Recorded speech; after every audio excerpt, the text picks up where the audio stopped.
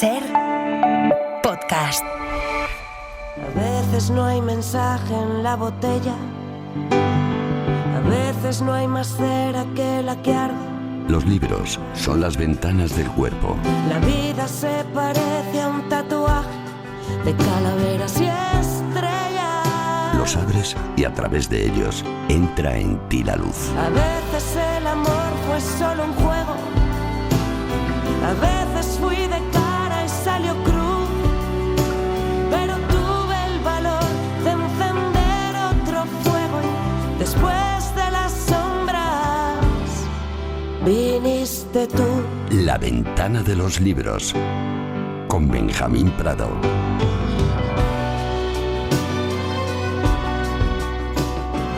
Hoy abrimos esta ventana de los libros invocando la legendaria magia de la radio para hacer una ventana de los libros con Benjamín Prado sin Benjamín Prado.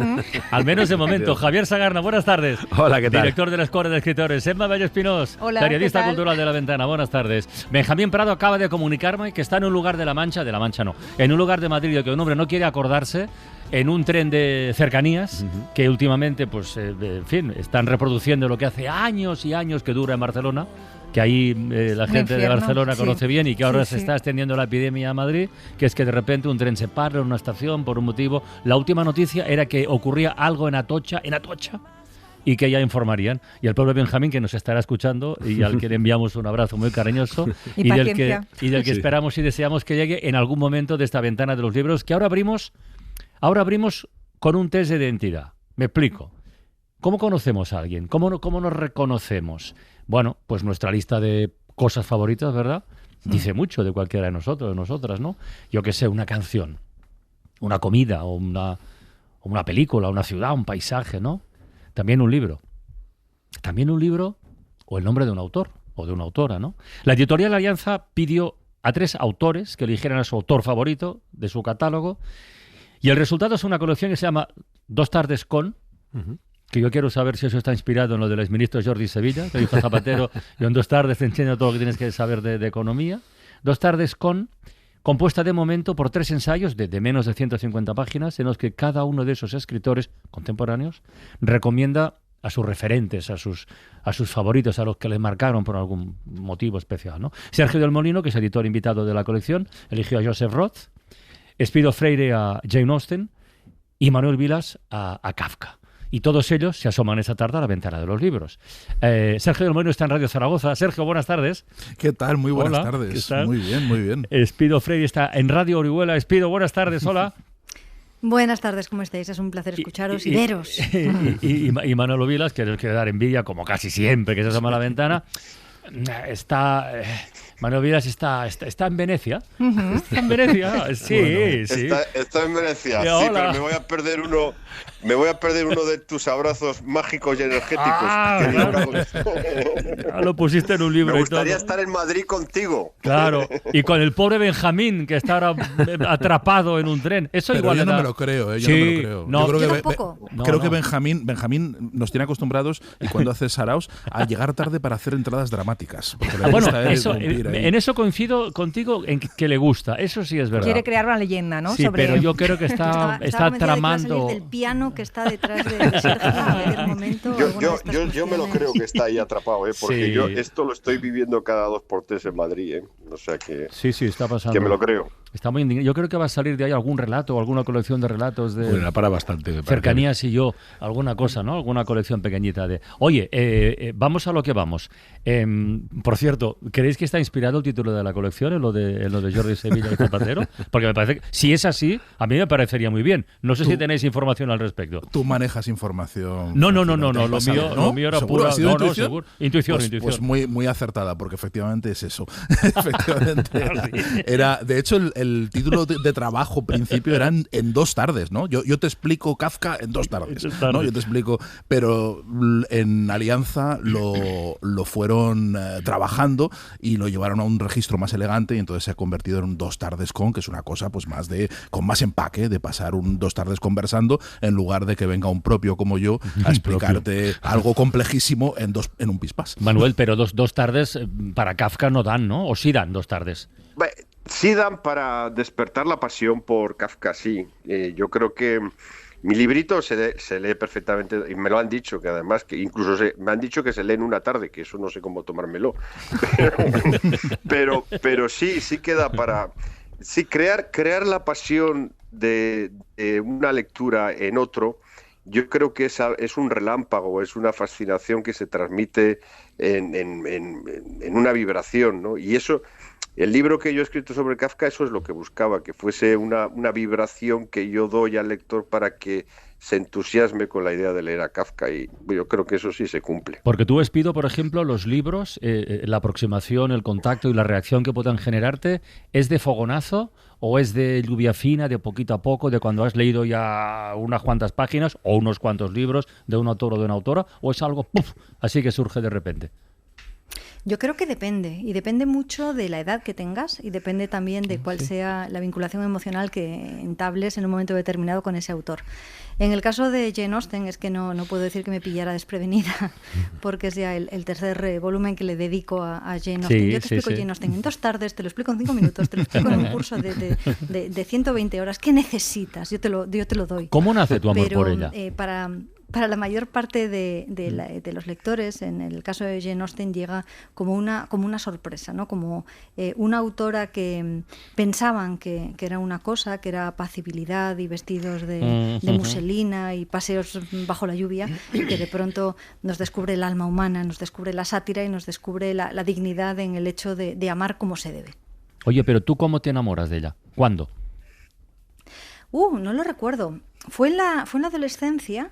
Y no fue de un día para otro, como ocurre también con sus héroes y sus heroínas, tuvo que irme convenciendo, porque en un primer momento yo le hacía ojitos a las Bronte. Entonces fue únicamente cuando las Bronte me fueron abandonando, cuando yo me fijé más en esta autora, mucho más discreta, con muchos menos excesos, pero perfecta en su técnica y perfecta también en la estructura de sus novelas. Pero fíjate, además, algo que... Yo voy a leer algún párrafo de los 3 ensayos, porque me parece que merece la pena para acabar de perfilar un poquito el contexto de cada uno. En el caso de Jane Austen, yo el titular que elegiría sería "No es país o no era tiempo para escritoras". Y en la página 93, por ejemplo, lo podemos confirmar. Mira, ya verás.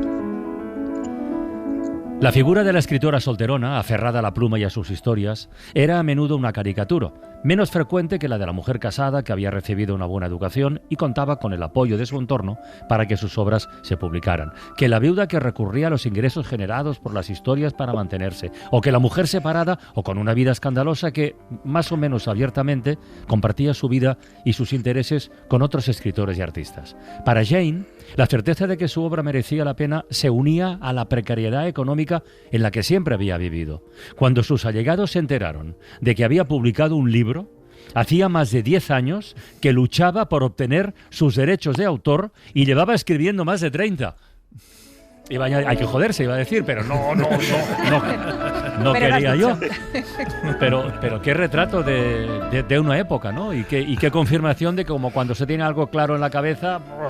Detesto el "si quieres puedes", eso no me gusta nada, pero en ocasiones se cumple. Y sobre todo qué retrato de cómo era en el siglo XIX y cómo sigue siendo el mundo editorial, en que en muchas ocasiones da igual cuando llegue el triunfo, han quedado detrás algunas estafas, han quedado muchos sueños rotos y sobre todo la sensación de que tu entorno, tus más allegados no confiaban en absoluto en nada de lo que tú pudieras hacer.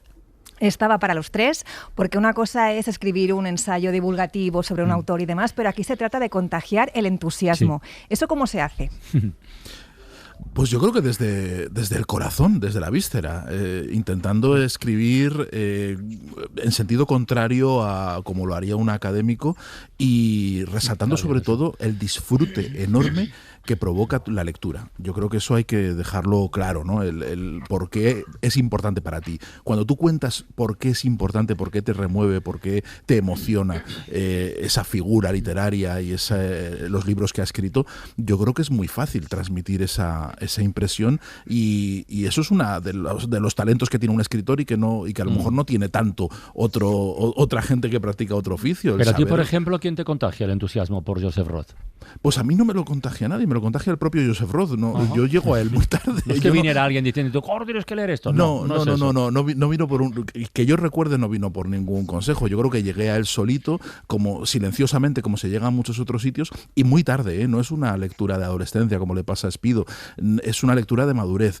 y la transmito además con el tono de la madurez, ¿no? Yo creo que ahí el problema, fíjate, el problema de ir haciéndote mayor, uno de los muchos problemas de ir haciéndote mayor, que es una cosa muy horrible que nos pasa a todos, es que las lecturas ya no deslumbran como en la adolescencia. O sea, tú tienes un descubrimiento, se te abre un mundo nuevo y te parece aquello que en fin, que es lo más de lo más y que te toca fibras que no creías ni que existían.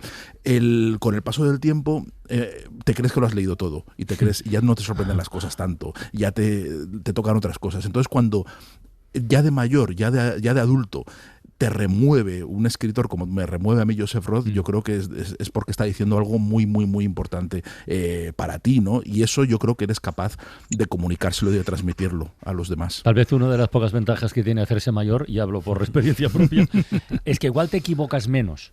Que no está mal equivocarse, ¿eh? Pero igual, si no metes mucho la pata, y no hablo solo de libros, pues igual ganas tiempo.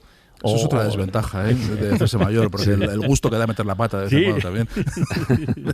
Oye, en el caso de Joseph Roth, mira, otro párrafo, voy a la página 75 para hablar del alcoholismo, que es un poco el hilo conductor. A verás.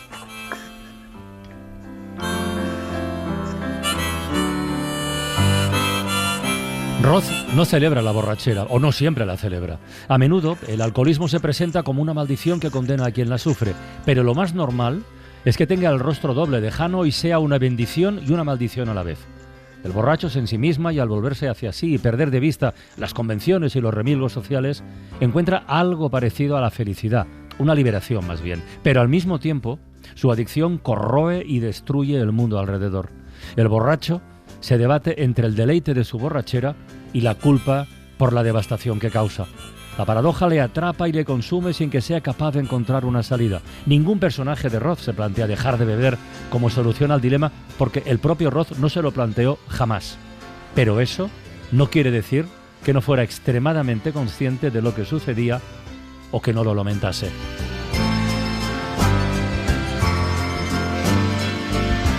¿Cómo meterse en la cabeza de alguien así, no? Bueno, tal vez leyéndole sea una puerta, leyéndole una mucho, de entrada, leyéndole mucho y tratándole como un amigo, que al final cuando le lees así íntimamente, pues lo que sientes son ganas de ayudarle, son ganas de, o sea, a mí me da una pena horrorosa la muerte de Joseph Roth, alcoholizado en mayo del 39 en París, en un hotel ya 45 años, perdido. 45 años, y si ves las fotos de entonces parece que tenía 70. Ya. Era una cosa terrorífica, y sufres como sufrían sus amigos. Sufres exactamente igual, te dan ganas de apartarle la botella, te dan ganas de llevarle a donde sea, de salvarle, y no puedes, ¿no? Y yo creo que eso es algo que provoca la lectura cuando la metabolizas tanto como la he metabolizado yo, sí. Para los oyentes que nunca hayan leído a Joseph Roth, ¿por dónde deberían empezar? ¿O por dónde le recomiendas que pudieran empezar?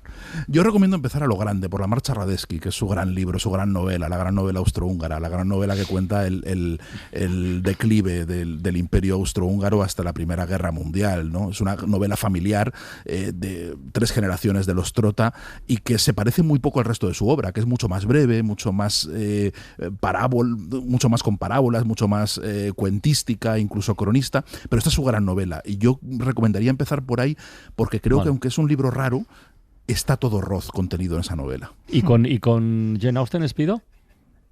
Casi todo el mundo ha leído Orgullo y Prejuicio o ha visto alguna adaptación. La peli me gustó mucho a mí personalmente. ¿Sí? ¿De qué adaptación eres? La única película que he visto. ¿En la que la estrella es Keira Knightley, quizás? Sí. Esa. Muy bien. Es que hay una auténtica lucha entre las distintas, versiones. Yo es la única que he visto, pero la peli me gustó adaptaciones. mucho, la verdad. Sí. Pues yo les llevaría a Persuasión, que es una novela relativamente desconocida frente a lo muy conocidas que son las otras. Hablar de Jane Austen y desconocimiento siempre muy tramposo. Pero es una novela mucho más madura, mucho más reposada, con el pozo del aprendizaje, ya que estáis todos muy mayores y aprendiendo mucho de vuestra avezada edad. Y sobre todo es una historia de bondad recompensada. Entonces, en un mundo tan aleatorio como el que vivimos, genera una íntima sensación de bienestar, ¿no? De que todo vuelve a tener un cierto orden. Y si alguien en su juventud fue una metomentodo o un casamentero, que se acerquen a Enma. Enma es divertidísima. En el caso de Manuel, Mira, es un Emma, ensayo, sí, Emma, Emma por dice, alusiones. o es una absoluta carta de amor, ¿no? Lo tuyo con Kafka, y me ha hecho, alucinado un poco cuando dices que lo que más envidia te da de él es su 1,82 m y su nacionalidad. Sí, bueno, la nacionalidad, porque es, en ese coincide con Roth, ¿no? Él pertenecía a una nacionalidad desaparecida de la historia, ¿no? Que es el Imperio Austrohúngaro, y en vida de Kafka ya vio desaparecer su propio país. Eso a mí me parece muy legendario, ¿no? Que alguien como Kafka, que hizo de la literatura su única patria, pues viera también o contemplara cómo la patria sociopolítica en la que había vivido se desintegraba, ¿no?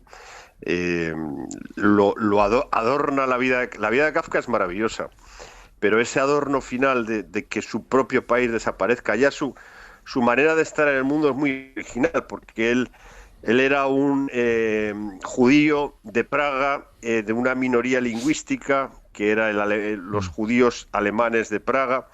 Era un 2% de la población, suponían un 2% de la población los judíos praguenses que hablaban en alemán. Kafka al final aprendió checo, pero su lengua materna era el alemán, ¿no? Hay una serie de circunstancias en la vida de Kafka, su relación con su padre, su relación con las novias que tuvo. Hay la historia más fantástica es el casamiento nunca llevado a término con Felix Bauer, que da origen a un epistolario de 800 páginas, que son 800 páginas maravillosas. Su siguiente gran amor, que fue Milena Jesenska. 2 amores más, el último, que fue Dora Diman, que fue quien estuvo atendiendo a Kafka en el último momento. Kafka murió en 1924 de una tuberculosis a la laringe, con 40 años, a un mes de cumplir los 41. El mío murió antes que Joseph Roth, todavía más joven, ¿no? En fin, hay una serie. Y ahora estoy precisamente en Venecia, obsesionado, porque Kafka estuvo aquí en el año 13 y vivió aquí una semana, y ya sé más o menos por dónde anduvo, y me voy a dedicar a ver si queda algún rastro kafkiano. Sí, porque ya sé, anduvo por lugares poco, en fin, en la Venecia del año 13, estuvo por sitios poco recomendables, seguro. Y un tío suyo vivió en Madrid. Tío suyo vivió en Madrid y está enterrado en Madrid, y yo tengo pendiente con Javier Riollo, que es experto en la tumba del tío de Kafka. Fíjate tú las especialidades kafkianas que hay en este mundo. Tenemos pendiente ir a hacer una visita pormenorizada a la tumba del tío de Madrid. Además, Kafka lo llamaba el tío de Madrid. Muchas veces Kafka pensó en irse cuando ya tenía sus problemas con su padre y, en fin, sus disidencias familiares. Llegó a pensar en irse con su tío a Madrid. Imagínate que eso hubiera ocurrido, ¿no? Y que Kafka hubiera pasado por Madrid. Hubiera sido maravilloso. Déjame contar, Manuel, que ese tío de Kafka que vivió en Madrid, perdone, que esto no está preparado, trabajaba en la compañía de explotación de los ferrocarriles y acaba de llegar Benjamín Prado. Es como era siempre su entrada. Es kafkiano. Benjamín, buenas tardes. Eso es un milagro kafkiano, directamente. ¿Cómo estás, Benja? Eso es el tío de Kafka. Muy enfadado, muy cabrón. No, pero ya está. Es que de verdad que es de tal desprecio por los problemas de la gente, de tal prepotencia, tal abuso de poder, que es que había gente llorando en la estación. Ya. O sea, yo he salido de la estación de Las Rozas a las 4:30 de la tarde. Yo antes salía con 3/4 hora, me sobraba 10. He llegado a las 6:30. He tardado lo que se tarda en llegar a Alicante. Claro, luego tienes que escuchar al ministro Puente decir que vivimos en la edad de oro de los ferrocarriles. Has vivido una realidad kafkiana, o sea, total. Te tenía que pasar algo así total. Kafka se presentara en tu vida. Y vamos a hablar de Kafka, y Kafka te ha enseñado qué es lo kafkiano. Lo kafkiano que se dice en 100 lenguas, ¿eh? Es increíble. Mira, es el triunfo de lo kafkiano. Vamos a hablar de Kafka un momentito, y mientras Benjamín recupera el resuello, vamos a leer un poquito del ensayo de Manuel sobre Kafka en esta colección magnífica de 2 tardes con, hablando del mal, concretamente.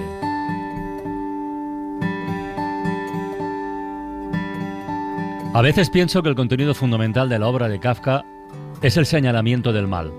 El mal moral, filosófico, metafísico, religioso, político, sexual. La existencia del mal, porque todo puede ser interpretado, es un gran esfuerzo de dignidad y de honestidad, como gobierno del mal. No solo el mal con mayúsculas, también el mal ordinario con minúsculas. Estamos mal cuando no encontramos sentido, cuando no nos basta lo que tenemos. Estamos mal porque el tiempo y la muerte están allí. Estamos mal porque no nos sacian el amor, ni el sexo, ni nuestro trabajo.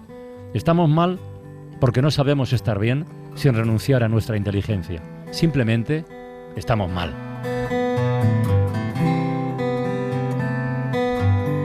Pero tú, Benjamín, ya estás bien, ¿no? O casi bien. Si no me pasa el ministro por el estudio, estaré mejor. Qué colección, qué idea tan chula, ¿eh? Es una idea chulísima. ¿Eh? Y además, fíjate, tiene mucho que ver, yo creo, con lo que dice Espido Freire en su libro sobre Jane Austen. Dice que hay escritores que son tan conocidos que la gente cree que no tiene que leerlos para haberlos leído. Tú dices que una situación es kafkiana, ya no tienes que haber leído el proceso, ¿no?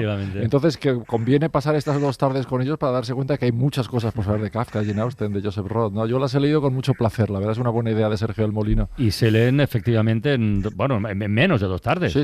O sea, tarde y media. Muy bien. Relatos en cadena. Una historia en 100 palabras para un premio de 6.000 euros.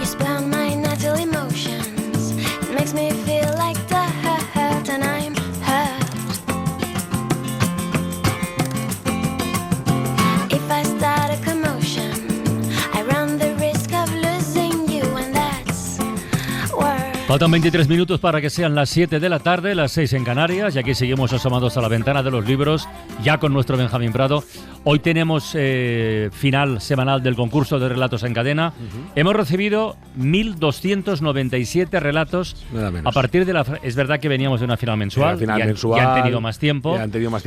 Pero es una cifra estratosférica. Historias construidas a partir de la frase «empieza a registrar su basura». Que dices... Pues recuerdo cuando salió aquí que nos quedamos todos diciendo que será muy fácil, muy difícil, muy inspiradora, poco inspiradora. Pues eso lo llamó a Dylan. ¿Perdón? ¿Qué? A Dylan.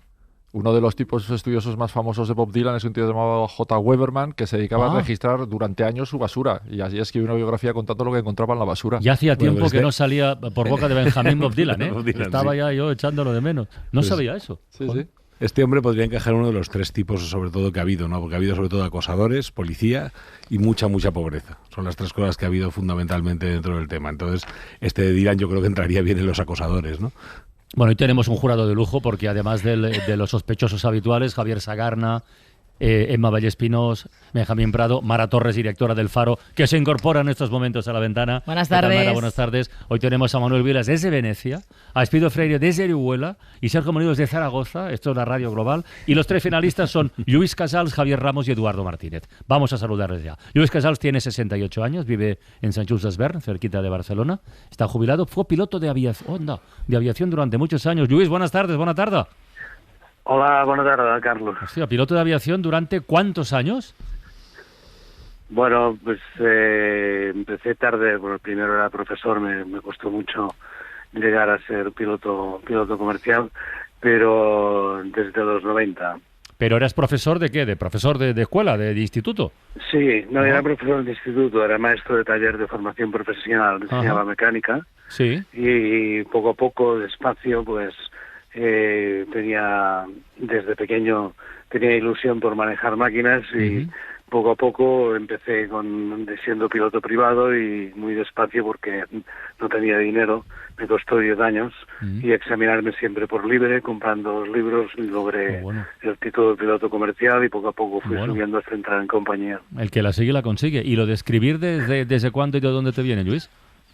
Bueno, mi padre escribía poesía, llegó a publicar un librito y desde pequeño me empezaba pues a enseñarme y a pasarme libros Joaquim Ruyra, Teresa Pàmies y me acompañaba en este caminar y de él me viene pues las ganas de leer y siempre siempre me ha gustado escribir y ahora que estoy jubilado y tengo tiempo pues voy a clases de escritura en el Ateneo de Sant Just y ahí estoy. Muy bien.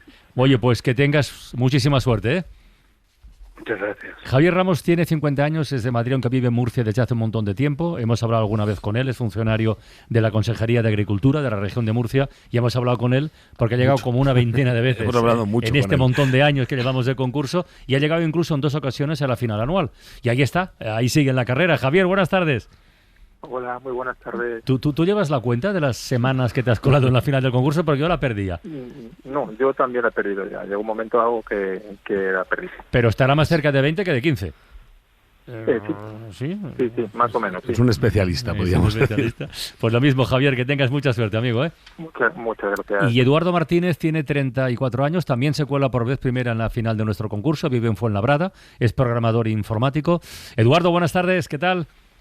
Hola, buenas tardes. ¿Tú nos habías escrito hace tiempo o no? ¿O te acabas de incorporar a los relatistas? ¿O cómo va esto, por curiosidad? Yo me acabo de incorporar ahora, porque hacía tiempo que sí que participaba, pero esto fue antes de incluso de la pandemia. Y luego a partir de ahí un parón y otra vez pues nos hemos animado otra vez a participar, yo y mi pareja. Muy bien. Oye, ¿qué estás leyendo? Que no se lo he preguntado a tus colegas, pero a ti te lo voy a preguntar. ¿Qué tienes entre manos ahora? Yo estoy leyendo ahora pues unas novelas de Ivonne Martín, que es una, no sé si es una trilogía o una tetralogía de novelas de misterio y de novela negra. Y vamos por la tercera, que se llama El ladrón de rostros. Yo la leí este verano, pero no sabía que era la tercera parte de algo. Me pareció que era autoconclusiva, que era una historia en sí misma. Yo no lo sé, es decir, supongo que la tercera y pensamos que creo que sí que hay alguna cuarta también. Muy bien. Bueno, Eduardo, que tengas mucha suerte, ya conocéis la mecánica. Vamos a dar lectura a los relatos. Primero votáis vosotros, que ya lo habéis hecho, pero decís a quién dais el voto, y luego el resto del jurado y a ver qué sale. Venga, el primer relato, el de Lluís Casals, lleva por título Fatal descubrimiento. Empieza a registrar su basura cada noche, disfrazado de indigente, en la esquina donde vive el comisario. Al cabo de varias noches, la prueba viene sola. Desde la esquina observa al comisario que sale a caminar pausadamente fumando un cigarrillo. De pronto, se va acercando una mujer cuyo caminar le resulta familiar. Al cruzarse con el comisario, le entrega una nota y prosigue su paseo. Pasa cerca de la esquina. Él se agacha sobre las basuras protegido por la capucha mientras las lágrimas resbalan por su cara. El topo es Maite, su compañera. No sabe si será capaz de matarla. Sorpresa. Sorpresa. Hay prácticamente toda una historia negra, ¿no?, de detectives metida aquí. Lo que ocurre es que el detective, si os fijáis aquí, es el malo, en teoría, ¿no? Es el que está investigando, bueno, el terrorista, ladrón, no sabemos lo que es, pero ese es el que está haciendo de detective en este caso y, como suele pasar tantas veces en las historias negras, al final descubre al asesino, en este caso a la delatora, y es justo quien no quería que fuera, ¿no? Eso es algo también un clásico de las novelas de misterio. Vamos con el segundo relato, el de Javier Ramos, lleva por título La otra química. Empieza a registrar su basura diariamente. Anota el tipo, cantidad y estado de los residuos. Analiza la velocidad y profundidad de corte de cada una de las mondas de patatas, de demás frutas y verduras. El número de toallitas desmaquillantes, los productos utilizados y su fecha. Después añade al estudio las variables del cesto de la ropa sucia. Introduce pacientemente todos los datos en el algoritmo y el resultado confirma sus sospechas desde aquel día que llegó a casa canturreando. Ella es feliz. Y lo peor de todo es que sigue sin saber el motivo. La verdad es que está muy bien, porque aparte de ser capaz de escribir un algoritmo, cosa que me parece bastante difícil, y acabar, yo creo, dando una respuesta a eso de para qué nos sirve la IA, pues analiza las cosas muy bien, pero seguramente no sabe entender los porqués, ¿no? Creo que eso está muy bien contado. O sea, a mí me parece que esa conclusión que saca el relato, ¿no? De decir, bueno, podemos analizarlo todo, pero ¿de dónde viene esa felicidad, ¿no? Ese no saberlo, y no saberlo en este caso concreto nos deja a nosotros ahí buscándolo, ¿no? Está muy bien. Venga, vamos con el tercer relato, el de Eduardo Martínez, que lleva por título Conciencia propia.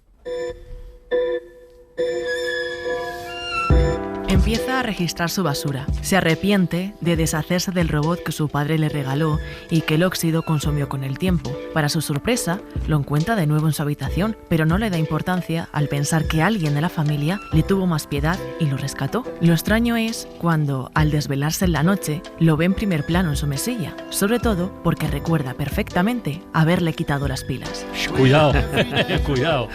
Aquí tenemos una historia de miedo y ciencia ficción totalmente organizada, ¿no? Este robot que, bueno, ha salido solo, hay alguien que lo está utilizando, ahí quedan todas las preguntas abiertas. Venga, pues vamos a votar. Primero a conocer a quiénes han votado los finalistas. Luis, ¿a quién has dado tu voto?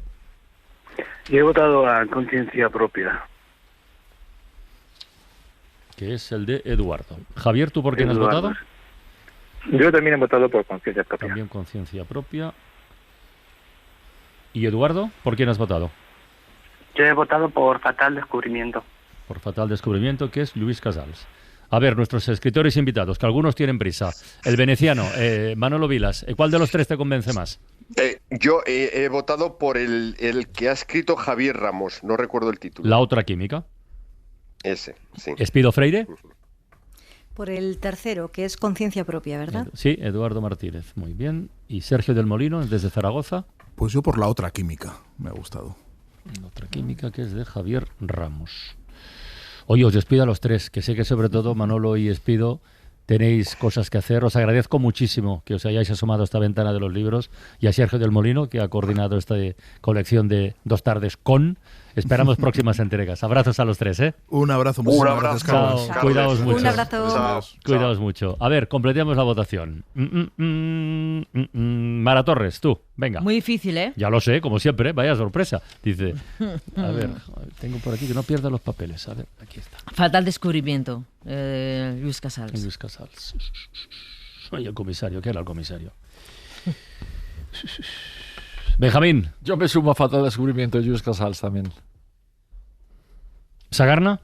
Fatal Descubrimiento. ¿Emma? Yo el segundo, Javier. Joder, pues está apretado esto de narices, ya no queda nadie más, ¿no? Sí. Hay 4 votos para Luis Casals, 3 para Javier Ramos y 3 para Eduardo Martínez. ¿He hecho bien las cuentas? O sea que no hace falta que desempate hoy. Os lo agradezco. Luis, enhorabuena, felicidades. Gracias, Carlos. Te acabas de colar en la final mensual. Nos reencontramos entonces. Y Javier y Eduardo, abrazos también y hasta pronto. Gracias, hasta pronto. Venga, que vaya bien. A ver, Javier, el otro, Sagarna, deberes para la próxima semana. Bueno, nos queda una frase de esas de manejar con cuidado, diría yo. No sabes si será capaz de matarla. No sabe si será capaz de matarla. Tienen hasta el próximo jueves a las 12 de la mañana para enviar sus microrelatos a través de la página web de la Escuela de Escritores, escueladeescritores.com. Puede estar hablando de una persona o no. De una rata. Muchas cosas. Puede estar hablando de una rata. Los ingleses. Puede estar hablando de una ilusión. Un día me pondré a escribir. Venga, va.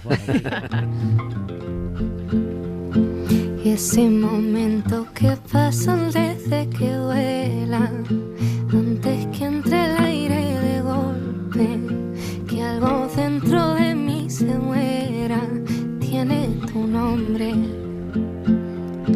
La sensación de que no hay manera, de que el tiempo solo lo esconde y se tropieza en la misma piedra que no corresponde. Hoy en esta ventana de los libros hemos dialogado con Sergio del Molino, con Manuel Vilas y con Espido Freire a propósito de sus referentes literarios, y la primera recomendación de Benjamín Prado esta tarde nos sitúa también en la pista o en el territorio de siluetas de escritores. Bueno, de hecho es que se titula así el libro, ¿no?, que vas a recomendar. Siluetas de escritores contemporáneos, de César González Ruano, uno de los maestros del periodismo español, recuperado desde el año 1947 que se publicó, no había vuelto a salir, y son historias muy divertidas, lo publica la editorial Renacimiento, sobre autores del 98. Bueno, desde los pijamas astrosos con los que te recibía en su casa Pío Baroja y con agujeros en los pantalones, hasta las excentricidades de Ramón María de Valle Inclán, que siempre intentaba sablearte. Por cierto, luego le sablearon a él porque le dieron un bastonazo en la mano, se le clavó un gemelo de la camisa, se le infectó y por eso tuvieron que cortar el brazo a Valle Inclán, ¿no? O la historia de cuando va a entrevistar a Unamuno, a Salamanca, y parece ser que Unamuno era muy tacaño, Entonces él cuenta que lo va a visitar, que toman un aperitivo que paga César González Duano, que cuando llega la hora de comer le dice Unamuno, vaya usted a comer allí, pero no se queda a comer con él, no voy a ser que tenga que pagar o invitar, y que después de comer, cuando se vuelven a reunir, van al Café Novelty, ¿no? El famoso café de Salamanca, toman un café y cuando va a pagar Ruano, Unamuno dice, no, de ninguna de las maneras, camarero, por favor, cóbrenos a cada uno el nuestro. De manera que son historias muy vivas contadas por la pluma esta maravillosa de César González Duano, que sí, como su biografía no es muy en fin, bonita de contar a veces, no por alguna cosa, pero su prosa es una maravilla. Debe ser que a nadie duele, si ya le duele más a una que al resto. Debe ser que sí me ausento. Y otra maravilla es escuchar juntas a Valeria Castro y a Silvia Pérez Cruz, nada, casi nada, Qué gustazo, qué gustazo.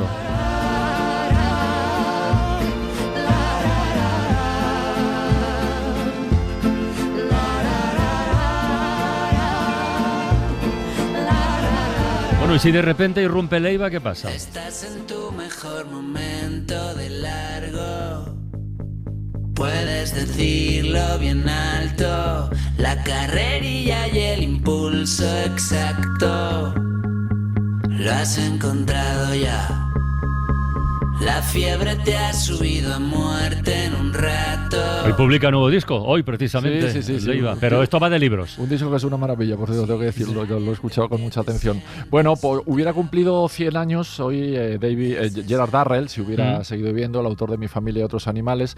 Un tipo que nació en la India, que echó siempre de menos la India, decía que cuando se fueron a vivir a Inglaterra, en Gran Bretaña eran muy felices, decía que Gran Bretaña era un pudín en forma de isla, que es bastante Está bien, está bueno, oye. En fin, interpretable, digamos, ¿no? Después se va a vivir a Corfú. Él tenía la teoría de que le gustaban tanto los animales porque de niño le daba a su madre de desayunar arroz con leche hecho con arroz cocido en leche de búfala. Y dice que eso le hizo amar a los animales. Él es muy famoso por el cuidado de animales, de especies que no son bonitas. Él llamaba esas cositas pardas, decía él, ¿no? No leones, no elefantes, no tigres, sino animalitos pequeños, ¿no? Es un libro delicioso que han montado su viuda en torno a una serie de escritos biográficos, algunos inéditos suyos, que cuenta la vida de un tipo que además te partes a reír con él porque tiene un sentido del humor maravilloso. Gerard Darrell, Yo mismo y otros animales, Alianza.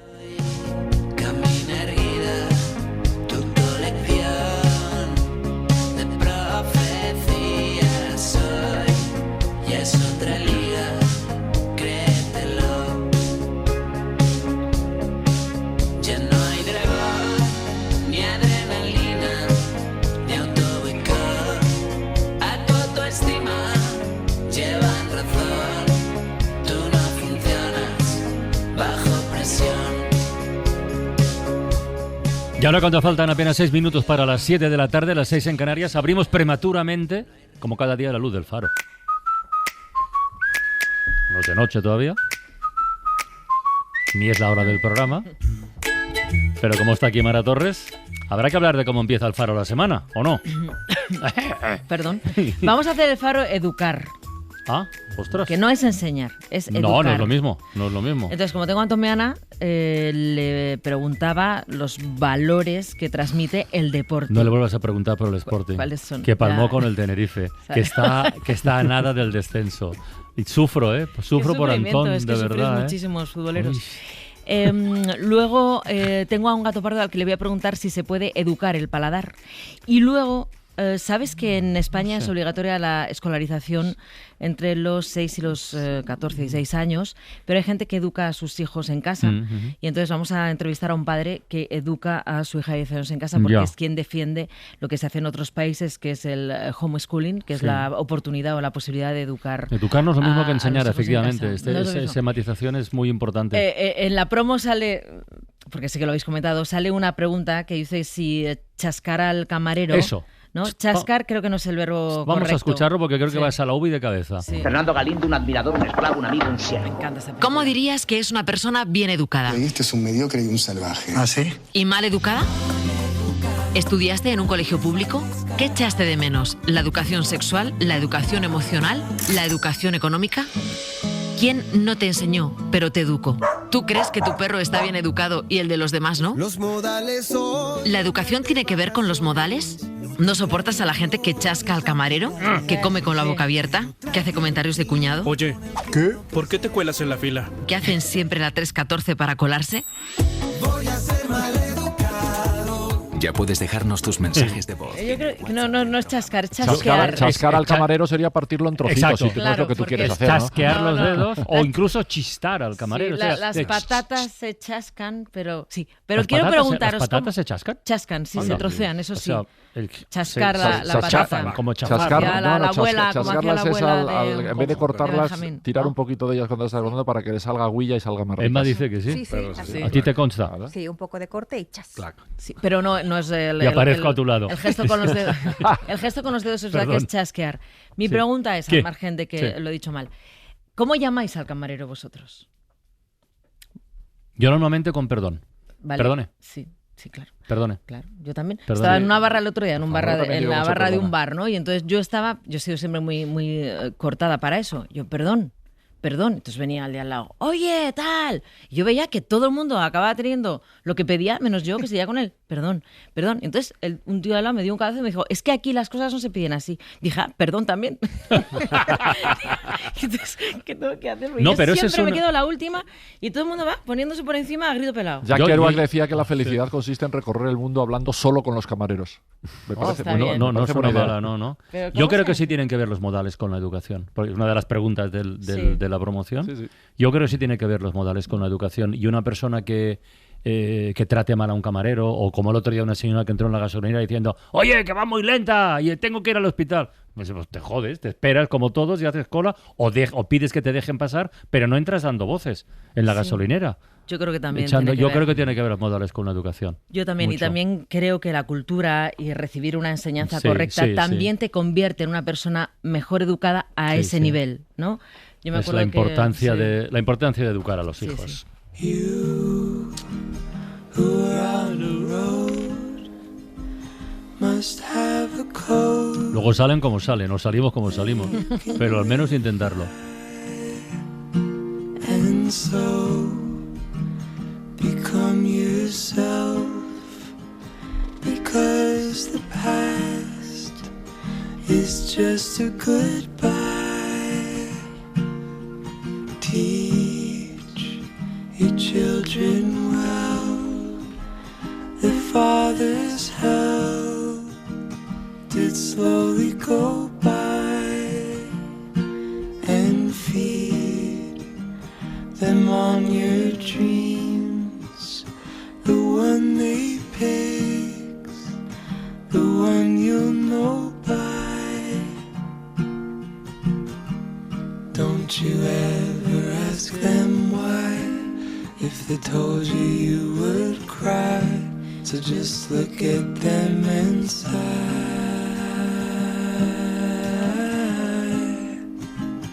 And know they Para mí la letra de esta Qué canción bonita es el es. resumen de lo que supone educar o intentar educar a los hijos. Dicho lo cual, cierre poético de La ventana de los libros con Benjamín Prado. Pues el joven asturiano Lorenzo Roal ha ganado el premio Hiperión con un libro que se llama Oro en las grietas, donde te enseña, por ejemplo, en este poema, que uno se puede tomar un fracaso amoroso, es decir, que te manden a tomar por saco, con deportividad.